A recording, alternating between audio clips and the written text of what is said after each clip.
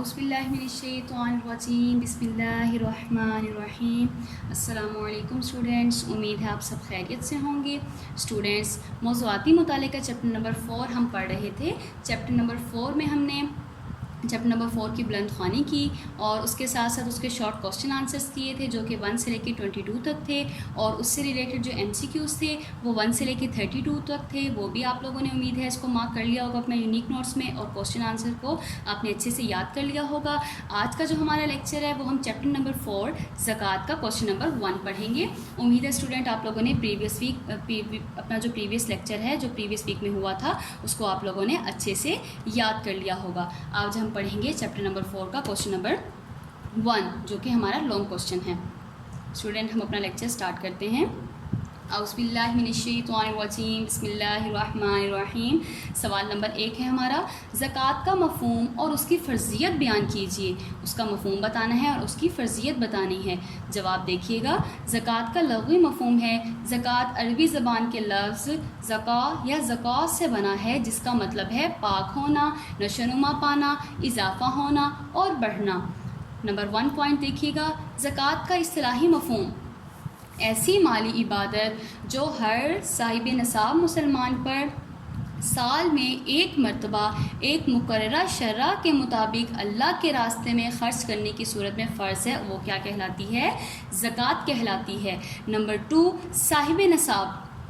صاحب نصاب کون ہوتے ہیں؟ وہ مسلمان جس شخص کے پاس ایک خاص شرح کے مطابق مال ہو اور اس پر 1 سال کا عرصہ بھی گزر چکا ہو، صاحب نصاب کہلاتا ہے۔ نمبر 3 پوائنٹ دیکھیے گا، فرضیت زکوٰۃ۔ زکوٰۃ 2 ہجری میں فرض ہوئی، 8 ہجری کو اس کی تفصیلی احکامات نازل ہوئے اور 9 ہجری میں انہیں عملی طور پر نافذ کیا گیا۔ زکوٰۃ ہر صاحب نصاب مسلمان پر اس کے مال یا پیداوار میں سے ایک خاص شرح کے مطابق فرض ہے۔ زکوٰۃ ادا کرنے سے مال میں برکت پیدا ہوتی ہے اور آخرت میں اجر و ثواب ملتا ہے۔ زکوٰۃ ادا نہ کرنا بہت بڑا گناہ ہے۔ قرآن کریم میں متعدد مقامات پر نماز اور زکوٰۃ کی فرضیت کا ذکر ایک ساتھ کیا گیا ہے۔ نمبر 4 دیکھیے گا، زکوٰۃ کی فرضیت کا حکم۔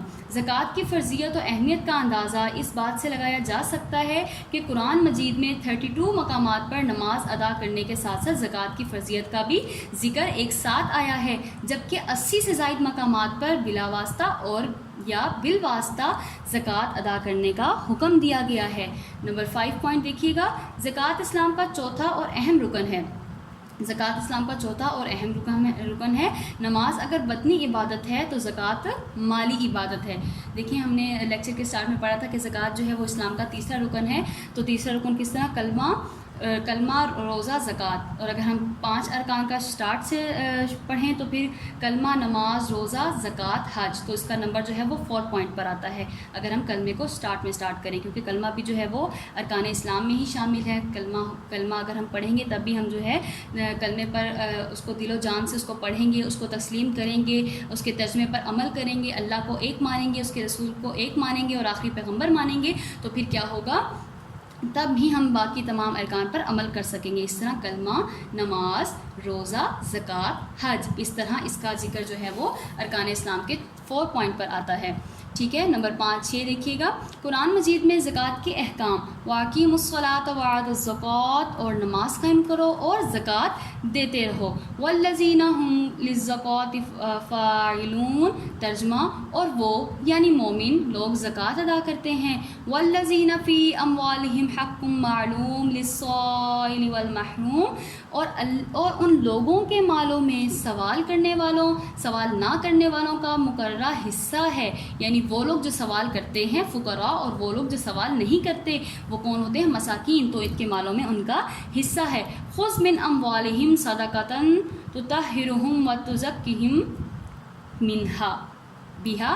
ٹھیک ہے، ترجمہ دیکھیے گا، اے نبی صلی اللہ علیہ وآلہ وسلم، ان لوگوں کے مالوں سے صدقہ زکوٰۃ لیں اور ان کے ذریعے پاک کر دیں، انہیں پاک اور صاف کر دیں اور ان کا تزکیہ نفس کر دیں۔ دیکھیں قرآن کی روشنی میں زکوٰۃ کے احکام جو ہیں وہ اس میں بتائے گئے ہیں کہ زکوٰۃ جو ہے وہ اس کی کیا اہمیت ہے۔ اس جو ہے ان آیات سے جو ہے ہمیں معلوم ہوتا ہے۔ آخری آیات میں کیا فرمایا؟ خذ من اموالہم صدقۃ तुताहिरुहुम व तुज़क्कीहिम बिहा, کہ اس کے ذریعے ان کے مالوں سے صدقہ لیجئے اور اس کے ذریعے ان کے مالوں کو اچھے طریقے سے پاک صاف کر دیجئے اور ان کا تزکیہ نفس کریں. اسٹوڈینٹس اتنا آپ کو یہ تمام جو ہے پوائنٹ جو ہیں آپ نے شارٹ کوسچن میں بھی اس کو اچھے سے یاد کیا ہے، تو اس لیے آپ کو یہ لانگ کوسچن یاد کرنا آپ کے لیے آسان ہو جائے گا. اب ہم چلتے ہیں پوائنٹ نمبر 7 کی طرف. احادیث میں زکوٰۃ کے احکام. دیکھیے 6 پوائنٹس میں ہم لوگوں نے جو ہے وہ پڑھا تھا قرآن کی روشنی میں. اب جو ہے احادیث کی روشنی میں پڑھتے ہیں پوائنٹ نمبر 7 میں. احادیث میں زکوٰۃ کے کیا احکام ہے؟ رسول صلی اللہ علیہ وآلہ وسلم نے فرمایا، ترجمہ، مجھے حکم دیا گیا کہ میں لوگوں سے لڑوں حتیٰ کہ وہ توحید و رسالت کی گواہی دیں، نماز قائم کریں اور زکوٰۃ ادا کریں. ایک مرتبہ ایک قبیلہ اسلام قبول کرنے آیا. آپ صلی اللہ علیہ وآلہ وسلم نے انہیں بنیادی عقائد اور نماز کے ساتھ ساتھ زکوٰۃ کی ادائیگی کی بھی تلقین کی. ترجمہ، زکوٰۃ معاشرے کے امیروں سے لی جاتی ہے اور معاشرے کے غریبوں کو لوٹا دی جاتی ہے. یہ احادیث کی روشنی میں ہے. اب دیکھیں پوائنٹ نمبر 8 دیکھیے گا. مال پر زکوٰۃ کا نصاب، مقدار اور مدت. جب کسی صاحب نصاب شخص کے پاس مال ہو اور اس پر 1 سال گزر جائے تو اس میں سے 40واں حصہ یعنی 2.5% یا فیصد بطور زکوٰۃ ادا کرنا اس کے لیے فرض ہے. اب نصاب کیا ہے؟ سونے کا نصاب کیا ہے؟ سونے کا نصاب 7.5 تولے سونا ہے. اور چاندی کا نصاب کیا ہے؟ چاندی کا نصاب 52.5 تولے چاندی ہے. مال دولت اور نقدی صورت میں سونے یا چاندی کے نصاب کی بازاری قیمت کے برابر مالیت ہونی چاہیے. اس کے پاس اگر اتنی مال بھی موجود ہے تو اس پر بھی کیا ہے؟ زکوٰۃ واجب ہے، بشرط یہ کہ اس کے اوپر سال گزر جائے. نمبر 3 پوائنٹ ہے اس کا، زرعی پیداوار. وہ زرعی پیداوار جس کی آب پاشی بارش سے ہو، یعنی جو بارش کے پانی سے سیراب ہوتی ہو، اس پر 10واں حصہ زکوٰۃ کا واجب ہے، اسے عشر کہتے ہیں. اور وہ زرعی پیداوار جو کنویں یا نہری پانی سے سیراب کی جاتی ہو، اس کا 20واں حصہ یعنی 5% بطور زکوٰۃ ادا کرنا ضروری ہے. نمبر 9 پوائنٹ دیکھیے گا، کن چیزوں پر زکوٰۃ ادا نہیں ہوتی. یہ آپ لوگوں نے جو ہے وہ لیکچر نمبر 1 میں پڑھا تھا. زکوٰۃ سے مستثنا چیزیں آپ کو یاد ہوں گی. کون کون سی وہ چیزیں تھیں؟ غیر منقولہ اور ذاتی استعمال کی چیزیں پر زکوٰۃ نہیں ہوتی، مثلا زمین، کپڑے، فرنیچر، موٹر سائیکل، کار وغیرہ. اور اسی طرح نصاب سے کم مال پر بھی زکوٰۃ واجب نہیں ہوتی، اس پر زکوٰۃ فرض نہیں ہوتی جو نصاب سے مال کم ہو اور اس پر جو ہے وہ چاہے سال گزر جائے یا سال نہ گزرے اس پر زکوٰۃ واجب نہیں ہوتی، کیونکہ وہ مال جو ہے وہ نصاب تک پہنچا ہی نہیں ہے. اسٹوڈینٹس ہمارا کوسچن نمبر 1 کمپلیٹ ہو چکا. کوسچن نمبر 1 کے بہت سارے پوائنٹس ہیں جو آپ نے شارٹ کوسچن میں اس کو اچھے سے یاد بھی کیا تھا اور آپ نے اچھے سے پڑھا بھی تھا. امید ہے آپ لوگ کو اس کی سمجھ آ گئی ہوگی اور یہ آپ کے لیے اب یاد کرنا آسان ہو جائے گا. انشاءاللہ نیکسٹ لیکچر میں ہم کوسچن نمبر 2 پڑھیں گے. تب تک کے لیے اسٹوڈینٹ اپنا خیال رکھیے گا.